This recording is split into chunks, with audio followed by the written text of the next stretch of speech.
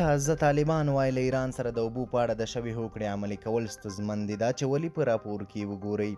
په سلامونه مو هرکلی کوم. د طالبانو د اوبو او برېښنا وزارت سرپرست په افغانستان کې د وچکالۍ ته په اشارې وایي چې اوسني وضعیت کې د ایران او هلمند په سیند د شوې هوکړې لیک ته عملي کول سخت دي. د طالبانو د اوبو او برېښنا وزارت د هلمند په اوبو د شوي توافق عملي کول په اوسنیو وختونو کې ستونزمن بولي.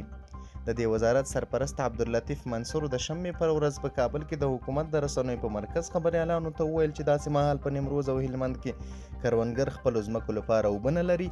په یو شمېر حیوانات د اوبو د کمي له امله مړه شوي او ان خلک د څښاک اوبو لپاره کافي لاسرسی نه لري. له همدې امله د هلمند له اوبو ایران ګټه نشي اخیستلی.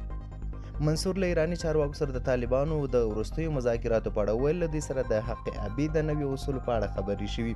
زیاتوي چې هغه سره مناسته په دې اساس و چې راځئ سره کینو، کومه موافقه چې شوي او روح د دې موافقې دی هلته به موږ سټیشنونه جوړ کړو، ماشینالات به ولګو چې تا ته څومره اوبه درځي هغه به هم معلوم شي، که نه درتلې هغه هم معلومیږي. اوس دې موږ ته اماده کړي.